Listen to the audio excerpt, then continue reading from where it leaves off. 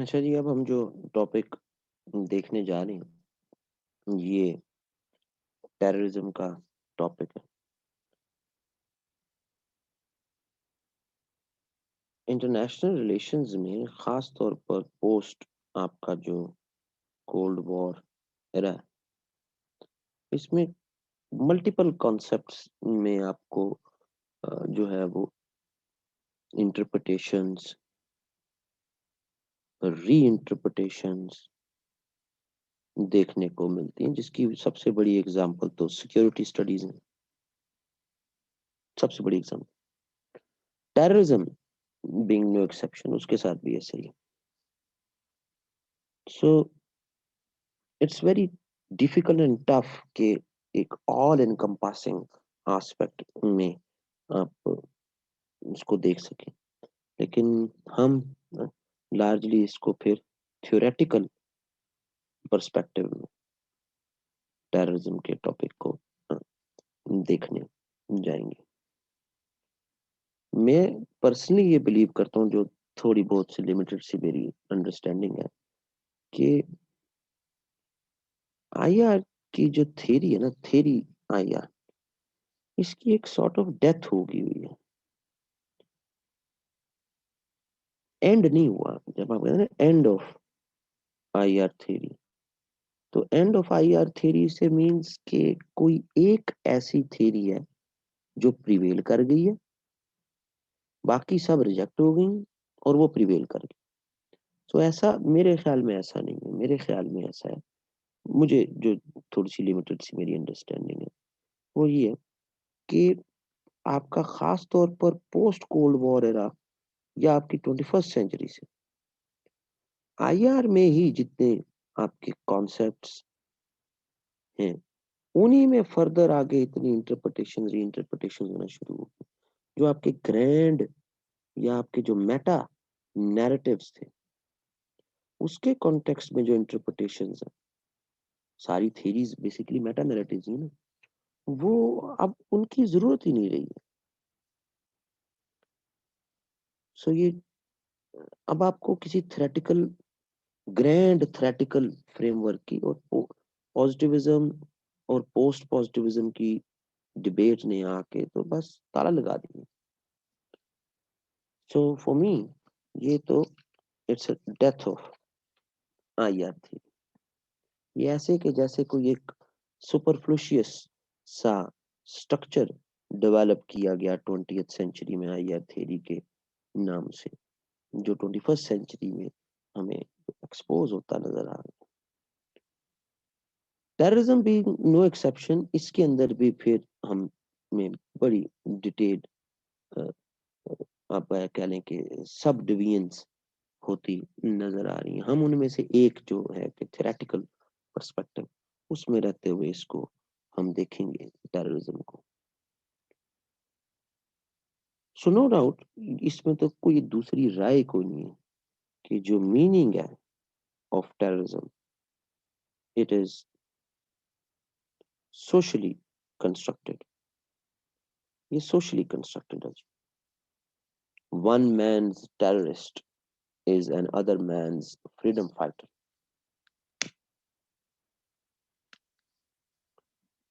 बड़ा historic statement Yasser Arafat का। So इससे तो आप इख्तिलाफ कर ही नहीं सकते। सो ये फिर इस टॉपिक को बड़ा मज़ेदार बना देता है कि जिसके लिए फिर हमें इसकी थ्योरेटिकल जो है ना वो स्टडी करना इंतहाई इंतहाई भी आपकी जो आपके ना एक पेजोरेटिव जो है वो टर्म है, बहुत ज़्यादा disagreement pertaining to the meaning of what really terrorism is.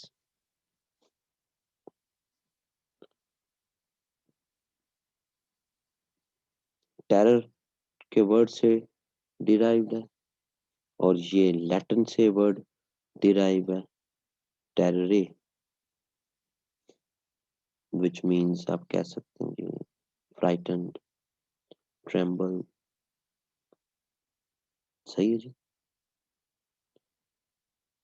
अब इस टेरर की तो तारीख ही 2500 साल की तारीख है, द आइडिया ऑफ टेरर।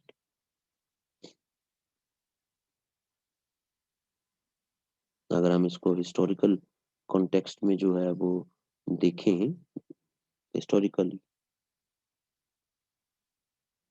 तो हमें तो फिर accounts of terrorism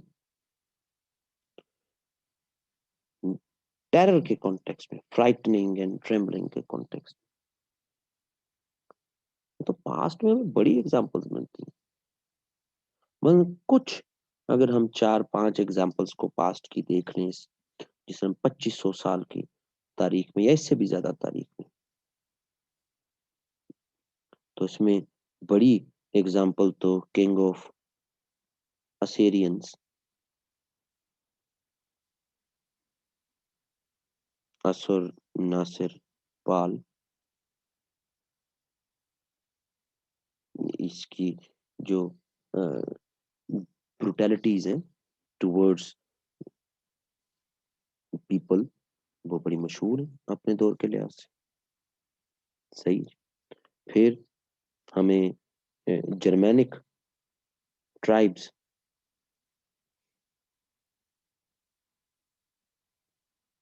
Germanic tribes को अगर हम देखें तो रोमन के खिलाफ इनकी एक्टिविटीज, आते थे, प्लंडरिंग करते थे, रोमन सोल्जर्स को मारते थे, स्लेन करते थे, बारबेरिक कहा जाता था, रोमन इनको बारबेरिक कहते थे। सही है। फिर पास्ट में एक हमारे पास शिकारी, एक रिलीजियस कल्ट था,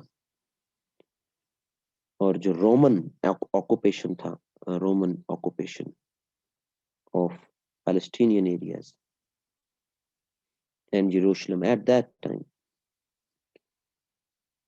तो उसमें जनाब ये जस्टिफिकेशन देते थे जनाब कि रोमन्स के खिलाफ हमले करना जायज है, उनको अपने मुकद्दस इलाकों से निकालना हमने।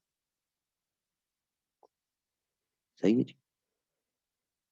फिर 11th सेंचुरी में हमें जनाब एक ग्रुप मिलता है दी असैसिन्स, अगर याद हो आपको, रिलीजियस सेक्ट दी असैसिन्स।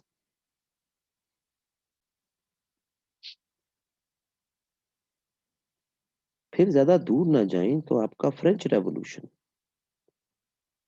उसमें तो एक पूरी रेन ऑफ टेरर, 2 साल की, जो रॉबस्पेयर और डेंटन की हुकूमत थी,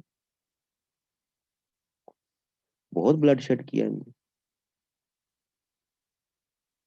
सो पास्ट में तो आपके पास there are numerous manifestations historically, लेकिन इनमें कुछ एग्जांपल्स पॉलिटिकल हैं, पर्पस की हैं, कुछ रिलीजियस कॉन्टेक्स्ट में हैं, कुछ इडियोलॉजिकल हैं। So can we define terrorism?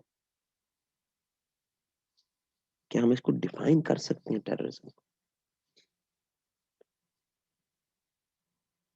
There are multiple definitions terrorism की, multiple definition, but essentially pejorative disagreements हैं।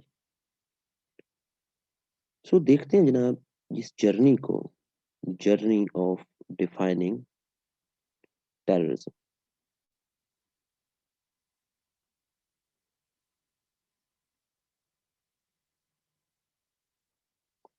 1994 की साइमन एंड साइमन की स्टडी कहती है कि दुनिया में 202 डेफिनेशंस हैं जी, डिफरेंट डेफिनेशंस टेररिज्म की, 202 डेफिनेशंस, और उनमें से अबाउट 90 डेफिनेशंस तो स्टेट्स या स्टेट्स के डिपार्टमेंट्स ने डेवलप की हुई, और बाकी एकेडमिया की तरफ से। सही है जी। 1998 की स्टडी है, श्मिड, यस, श्मिड, एंड जोंगमैन, इनकी स्टडी, इन्होंने कोई 100+ डेफिनेशंस गैदर की अक्रॉस द ग्लोब, एकेडमिक भी प्लस ऑफिशियल भी। और इन्होंने जो इसको गैदर किया, तो इसको गैदर करने के बाद उन्होंने इसको एनालाइज किया, तो what they discovered that about 83.5 definitions में आपको वायलेंस, कॉन्सेप्ट ऑफ वायलेंस, वो नजर आता है। अबाउट 65% डेफिनेशंस में पॉलिटिकल गोल्स का आइडिया मिलता है। अबाउट 51% में आपको कॉजिंग फियर, टेरर, इसकी बात मिलती है। अबाउट 21 में इनडिस्क्रिमिनेट किलिंग के रेफरेंसेस मिलते हैं। सही है जी। अबाउट 17.5% आपको जस्टिफिकेशंस मिलती हैं कि आप नॉन कम्बैटेंट्स, न्यूट्रल्स, आउटसाइडर्स, अगर ये भी टारगेट हो रही हैं तो जस्टिफाइड है।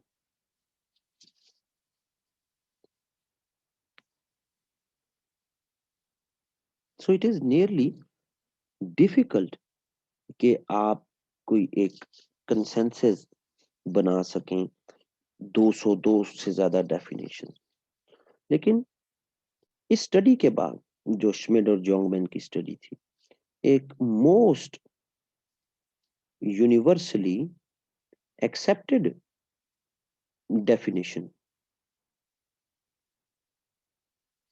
पर अगर हम आ जाएं, तो ऑफ कोर्स कोई यूनिवर्सल एक्सेप्टेड डेफिनेशन तो है नहीं, लेकिन लार्जली जिसको आप कह लेंगे जी, जिस पे आ सकते हैं आप, तो हम इस डेफिनेशन पे इकट्ठा हो सकते हैं कि terrorism is the use of violence. See, ये यहां से ले लिया, सबसे ज्यादा जो यूज हुआ वर्ड, सही, टू क्रिएट फियर, ये वाला जी, to achieve goals, that is वो पॉलिटिकल भी हो सकते हैं, वो रिलीजियस भी हो सकते हैं, एंड इडियोलॉजिकल भी हो सकते हैं। ये आपने यहां से लिया, ठीक है जी। सो ये तीन जो सबसे ज्यादा परसेंटेज जो डेफिनेशन में निकलता है उससे, कि terrorism is use of violence to create fear, to achieve goals. अब इसी डेफिनेशन को थोड़ा सा फिर रीडिफाइन भी हमें होती नजर आती है कि terrorism is the use of violence to create fear among people to achieve goals।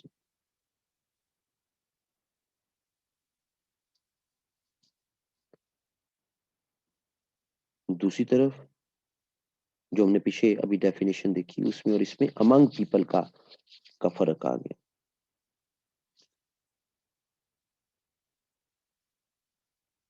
तो बात ये है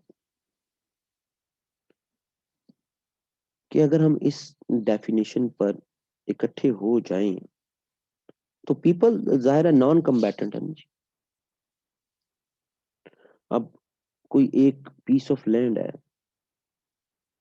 उसमें मिलिट्री ऑक्यूपेशन हुई हुई है, और यहाँ के पीपल, उनमें से कुछ वो रिटेलिएट करते हैं, वो वायलेंस का सहारा लेते हैं, लेकिन इस वायलेंस से यहाँ पर जो मौजूद लोग हैं उनमें फियर नहीं आता, बल्कि जो ऑक्यूपेंट्स हैं उनमें फियर आता है। तो फिर ये टेररिज्म में नहीं फॉल करेगा। टेररिज्म में वो चीज फॉल करेगी कि एक स्टेट में पीपल है, उस पर कोई मिलिट्री ऑक्यूपेशन नहीं, कोई कॉलोनाइजेशन नहीं, और उसमें होने वाले एक्ट से पीपल ही उनमें फेयर आए, जिससे कोई स्मॉल ग्रुप अपनी आइडियोलॉजी, अपने इंटरेस्ट अचीव करने के लिए ये काम करे, वायलेंस का सहारा ले, then yes, then it's an act of terrorism.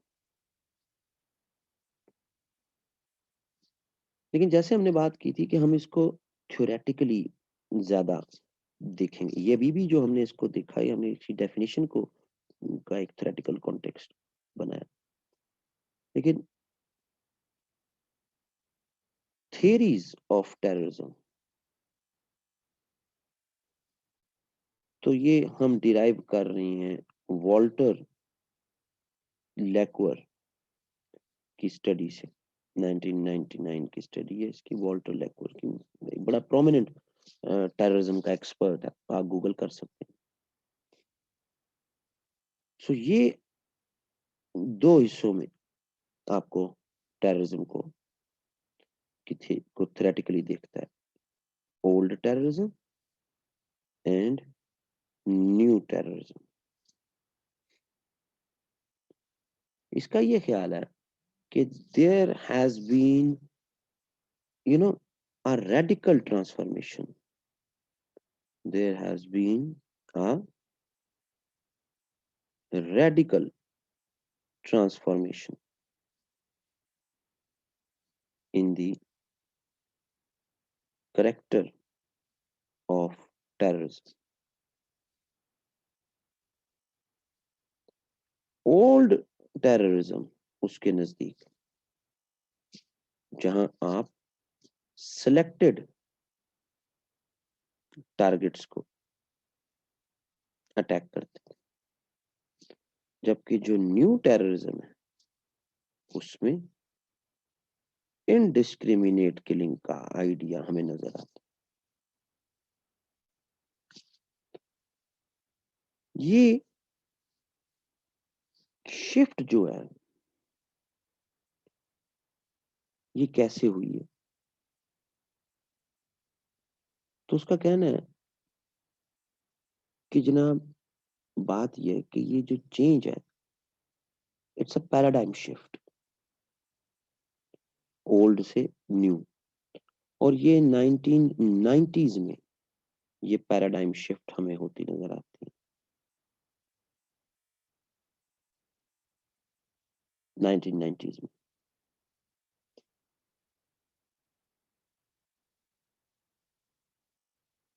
Reason, strict compliance to religion,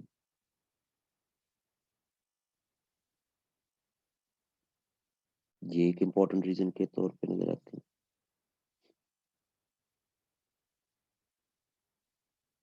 और ये इतनी इंपॉर्टेंट रीजन है कि 2000 की स्टडी है गर एंड कोल की, तो ये कहते हैं जनाब, ये एग्जामिन करते हैं को 64 इंटरनेशनल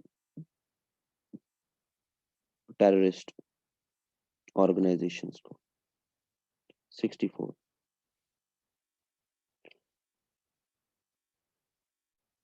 और ये देखते हैं कि इनमें से सिर्फ 2 रिलीजियस ऑर्गेनाइजेशंस थी, टेररिस्ट ऑर्गेनाइजेशंस। ये इनकी स्टडी है 1980 की, यानी स्टडी तो 2000 की सॉरी है, लेकिन 19 age of 1980 64 international terrorist organisations हैं जी ग्लोब में, और उनमें से सिर्फ 2 रिलीजियस ऑर्गेनाइजेशन।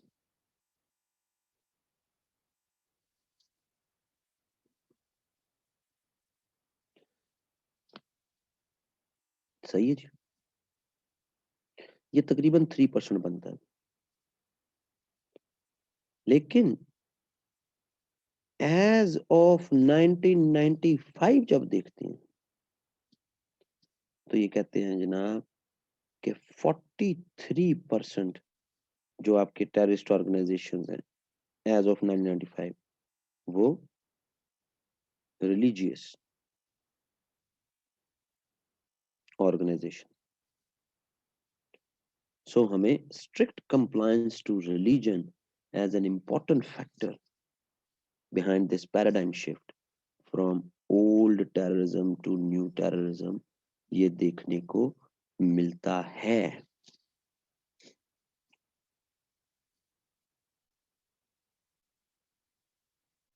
अब इस ओल्ड एंड न्यू का जो कॉन्टेक्स्ट है उसके लिए फिर हमें वेव्स ऑफ टेररिज्म को समझना भी बड़ा जरूरी है।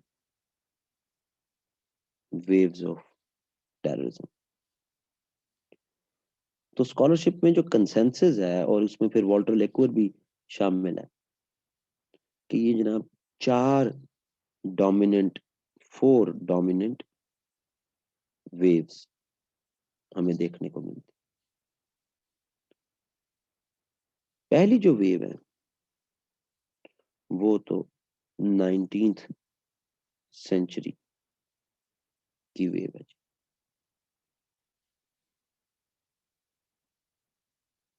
ये तो अब ज़ाहिर है पुरानी बात होगी, 19th सेंचुरी का वायलेंस का यूज, कॉलोनीज में कैसे एक्सप्लॉयटेशंस हुई, लोगों को कैसे मारा गया।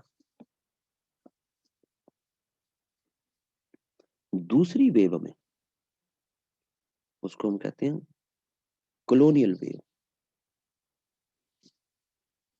ये भी अब खत्म क्योंकि अब दुनिया में कोई कॉलोनाइजेशन तो है नहीं। तीसरी वेव इसको कहा जाता है इंटरनेशनल टेररिज्म, यानी टेररिज्म बाउंड्रीज में नहीं रहा, बाउंड्री से बियॉन्ड हो गया। और चौथी वेव जो है, जो आपकी कंटेम्पररी वेव जिसको कहते हैं,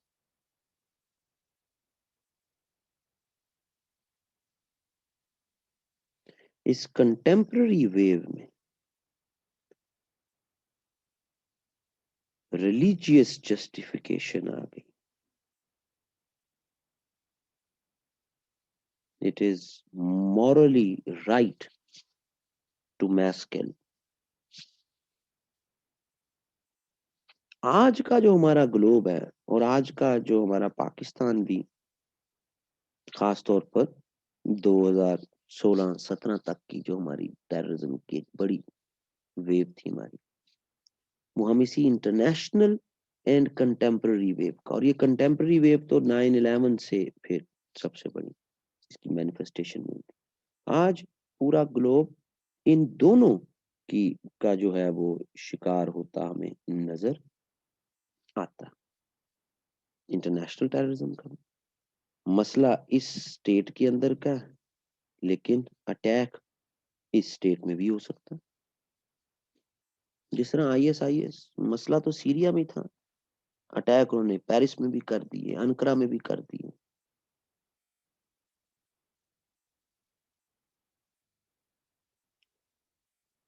अब इन चारों में से जब हम कश्मीर को देखते हैं तो इंडियंस जब कहते हैं कि कश्मीर में टेररिज्म जो है वो हो रहा है या टेररिज्म को स्पॉन्सर किया जा रहा है, तो हम अगर एकेडमिक कॉन्टेक्स्ट में देखें, थ्योरेटिकली देखें, तो इनमें से कोई वेव ऐसी नहीं है कि जो कश्मीर पर अप्लाई होती है। ये ध्यान में रखिएगा। खैर आगे देखते हैं जी। अब फिर देखते हैं कंडक्ट ऑफ टेरर्स।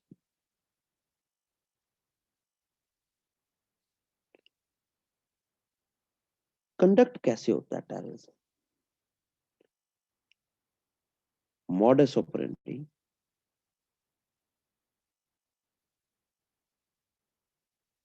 TUS। तो ये गैनर की GANOR गैनर की स्टडी है 2002 की। गैनर की स्टडी से फिर हम एक इफेक्टिव कंपैरिजन भी समझ सकते हैं between the old and new terrorism. कैसे? सो गैनर के नजदीक ये जो कंडक्ट है, ये 3 वेरिएशंस में हमें नजर आता है टेररिज्म का। ये क्लासिकल है, ये मॉडर्न है, ये पोस्ट मॉडर्न है। सो आए जी, इसको फिर देखते हैं बारी बारी। क्लासिकल कॉन्टेक्स्ट में where warfare is direct, direct warfare में जब भी टेररिस्ट एक्टिविटी होती है, स्पेसिफिक टारगेट्स डिफाइन होते हैं, फ्यू कैजुअलिटीज भी बड़ी कम होती हैं, जैसे असैसिनेशन वगैरह हो गई। ठीक है। डैमेज फेयरली लो, इंफ्रास्ट्रक्चर का और बाकी। ठीक है। क्लासिकल टेररिज्म में लार्जली ये वो है जो पॉलिटिकल ऑब्जेक्टिव्स जिसमें होते हैं, political objectives.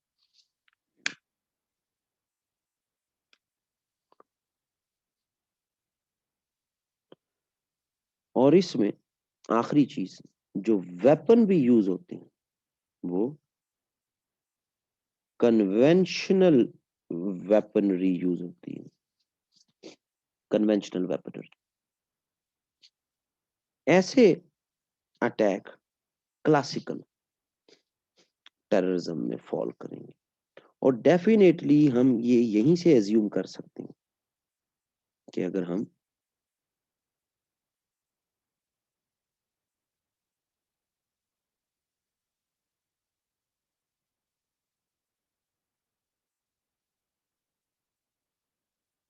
Old terrorism and new terrorism की वेरिएशन में देखें,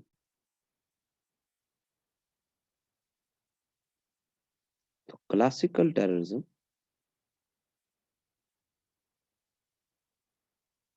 वो ओल्ड टेररिज्म में फॉल करना।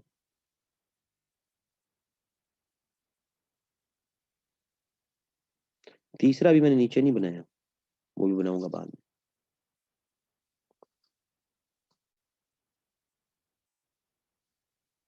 वापस आते हैं। मॉडर्न टेररिज्म क्या? मॉडर्न टेररिज्म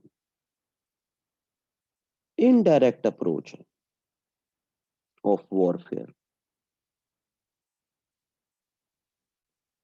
इसमें कन्वेंशनल वेपनरी भी यूज हो सकती है, अनकन्वेंशनल वेपनरी भी यूज हो सकती है, सुसाइड वगैरह।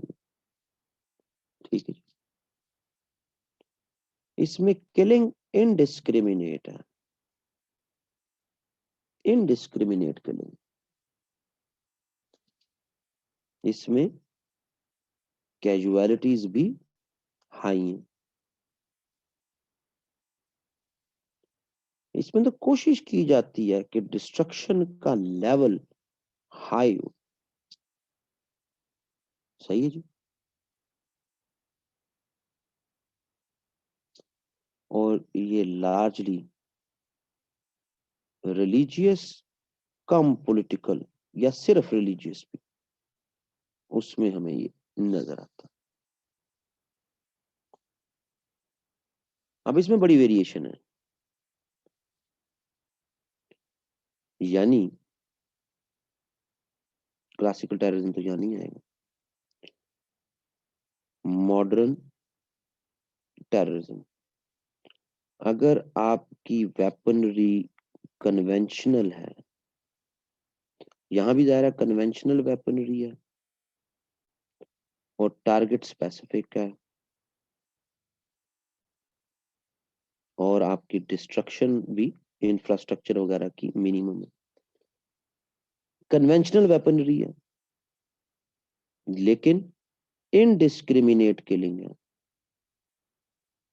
डिस्ट्रक्शन का लेवल हाई है, तो मतलब फियर ज्यादा जनरेट हुआ ना, तो वो new terrorism. But modern terrorism ये भी है कि आप अनकन्वेंशनल वेपनरी इस्तेमाल कर रहे हैं, ठीक है जी, किलिंग इनडिस्क्रिमिनेट है, डिस्ट्रक्शन भी ज्यादा है, तो तब भी फियर जनरेट हुआ। और फिर मॉडर्न स्टडीज, मैंने जो कहा था ना तीसरा खाना, वो यहाँ बनेगा कि भाई अगर आप अनकन्वेंशनल वेपनरी यूज कर रहे हैं लेकिन टारगेट आपका स्पेसिफिक है, डिस्ट्रक्शन भी आपकी ना होने के बराबर है, लो है, तब भी फियर जनरेट बहुत ज्यादा होगा। ये नेचुरल, खुदकुश धमाके से किसी एक आदमी को मारना या उसको सिर्फ गोलियों से मारना, तो वो जो पीपल में फियर है वो खुदकुश धमाके का ज्यादा। सो ये न्यू टेररिज्म में फॉल कर जाता है। देन फिर आपका पोस्ट मॉडर्न टेररिज्म है, यानी हम देख लें तो एपीएस का अटैक वो मॉडर्न टेररिज्म में आ जाता है, यानी मॉडर्न मॉडर्न मेथड है, न्यू टेररिज्म। 9/11 भी न्यू टेररिज्म है, मॉडर्न मेथड है।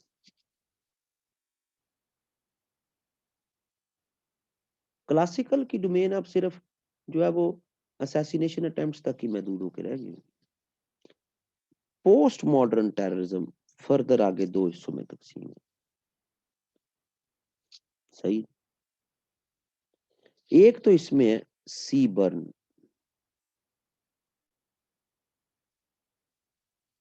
सी फॉर केमिकल,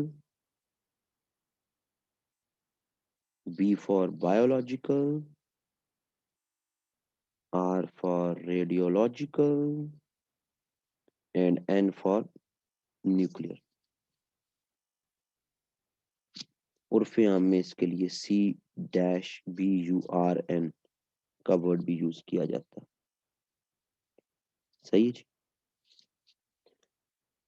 ये हमारे पास 1995 की सायरन गैस की बस एग्जांपल, एक जापान के सबवे स्टेशन की एग्जांपल है, इसके अलावा कोई और बड़ी एग्जांपल इसकी नहीं। याद रहे, मैं पूरे टॉपिक में ये बात नहीं बताता, यहां आके बात बताता हूँ कि स्टेट की तरफ से किसी भी तरह का केमिकल वेपन का इस्तेमाल, किसी भी तरह का बायोलॉजिकल या कोई भी तरह की एक्टिविटी, स्टेट की तरफ से होने वाली कोई एक्टिविटी वायलेंस की, उसको टेररिज्म नहीं कहेंगे। वो वायलेशन ऑफ ह्यूमन राइट्स हो सकती है, उसके लिए इंटरनेशनल फोरम्स मौजूद हैं, आप उसको रुजू कर सकते हैं, लेकिन स्टेट के एक्ट को, और उसके लिए वो आंसरेबल भी होगी, अकाउंटेबल भी होगी, किया जा सकता है उसको, लेकिन उसके उस स्पेसिफिक एक्ट को आप टेररिज्म नहीं कहेंगे, वायलेशन ऑफ ह्यूमन राइट्स कहेंगे। सो स्टेट स्पॉन्सर्ड टेररिज्म एक और चीज है, लेकिन स्टेट खुद जब वायलेंस के टूल को यूज कर रही है तो उसमें डिसप्रोपोर्शनेट हो जाती है, तो वो टेररिज्म नहीं होगा जी, वो वायलेशन ऑफ ह्यूमन राइट्स हो सकती। ठीक है जी। लेकिन दूसरा पोस्ट मॉडर्न जो एस्पेक्ट अब है, तो इसका तो फियर तो है ना जी, फियर तो बहुत ज्यादा। 2010 से 2010, 2012, 2014, 2016 न्यूक्लियर सिक्योरिटी समिट होते रहे इस फेयर पे कि जनाब स्टेट्स अपने सिक्योरिटी ऑपरेटर्स को, न्यूक्लियर सिक्योरिटी ऑपरेटर्स को स्ट्रेंथन करें। दो यूनाइटेड स्टेट्स में हुए इसके समिट, एक जो है वो साउथ कोरिया में हुआ, एक हेग में हुआ, नीदरलैंड में। लेकिन जो दूसरा है पोस्ट मॉडर्न टेररिज्म, इसका तो हम भी शिकार हुए हुए, और ये है attacking symbol of a state. अब सिंबल ऑफ अ स्टेट में जब आप उसको अटैक कर रही हैं, अब वो मुख्तलिफ स्टेट्स के मुख्तलिफ सिंबल्स हैं। जिस तरह हमारे केस में जियारत भी तो एक सिंबल ही था ना जी, जियारत रेजिडेंसी। तो वो कोई फिक्स पैटर्न नहीं है, लेकिन सिंबल ऑफ स्टेट मुख्तलिफ स्टेट्स के लिए मुख्तलिफ हो सकते हैं। लेकिन जब आप सिंबल को, किसी भी स्टेट सिंबल को, जो उसका कोई ना कोई बिल्डिंग होगी डेफिनेटली, जब आप स्टेट सिंबल को टारगेट करती है, तो चाहे उसमें एक भी आदमी ना मर रहा हो, लेकिन जो उससे फियर आप ओवरऑल उस नेशन में, जो उसको फियर आ जाता है, उसका मोरल ही आप डाउन कर देते हैं। हम भी इसका शिकार हुए। सही है जी। सो ये एक बहुत बड़ा एक पोस्ट मॉडर्न, कोई आप मैस किल नहीं कर रहे, कोई आप जो है वो यू नो इनडिस्क्रिमिनेट किलिंग नहीं कर रहे। हाँ, इंफ्रास्ट्रक्चर को आप डिस्ट्रॉय कर रहे हैं, लेकिन लोगों में फियर जो है और मोरल बहुत ज्यादा। सो ये भी न्यू टेररिज्म है। यानी हम यहाँ लिख देते हैं पोस्ट मॉडर्न, तो इसमें सीबर या पोस्ट मॉडर्न में आप सिंबल्स ऑफ अ स्टेट। और ये सिंबल्स में अब ये नहीं सोचना है कि अच्छा जी ये भी सिंबल होता है, ये भी सिंबल, तो हर स्टेट के अपने अपने जो है वो सिंबल्स का कॉन्टेक्स्ट मौजूद है। सो ये स्ट्रक्चर है जी टेररिज्म का, थ्योरेटिकल स्ट्रक्चर, कि हम किस चीज का शिकार है। टेररिज्म के लिए ग्लोबलाइजेशन का सोर्स तो मैंने आपको बताया, जॉन बैलिस का बड़ा अच्छा सोर्स है। टेररिज्म के लिए मेरी पर्सनल रिकमेंडेशन है रैंड कॉर्पोरेशन के आर्टिकल्स, उनकी वेबसाइट पे मौजूद हैं। तो आप थ्योरेटिकल कॉन्टेक्स्ट में बड़ा इफेक्टिव रैंड के आर्टिकल्स हमें मिलते हैं। रैंड के ये आर्टिकल इवन जो डेटरेंस का आपका टॉपिक है, उसके लिए भी रैंड के आर्टिकल्स बड़े मजेदार और बड़े अच्छे अंडरस्टैंडिंग जो है उससे डेवलप होती है। बाकी ये कि टेररिज्म के टॉपिक की इतनी वेरिएशंस हैं कि आप जितनी भी कर लें उतना कम है।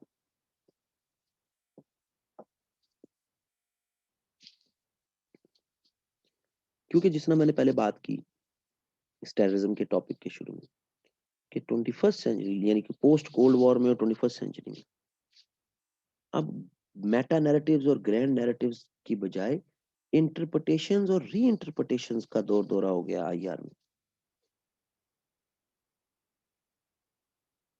जो अपने अंदर एक ब्यूटी भी है। आइडियाज में डाइवर्सिफाई होते जा रहे हैं आइडियाज, लेकिन प्रॉब्लमेटिक भी है, क्योंकि एक separate entity IR as an academic discipline की, वो एट स्टेक होती जा रही है। इसी में से IPE international political economy transcend होके सेपरेट डिसिप्लिन हो गया। इसी में से ग्लोबलाइजेशन एंड डेवलपमेंट ट्रांसेंड होके अब ये वो चीजें जिन पे मास्टर्स और पीएचडीज हो रही हैं वेस्ट में, वो अलहदा हो गई। सिक्योरिटी स्टडीज अलहदा डिसिप्लिन के तौर पर सामने आ गई। आईआर थ्योरी श्रिंक हो गई।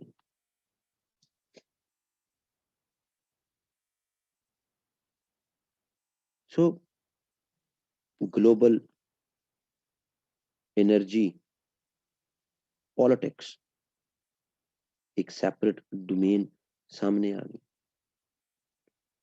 सो ये इंटरप्रिटेशंस और री इंटरप्रिटेशंस ने इसकी एक यानी ब्राइट साइड भी और डार्क साइड भी।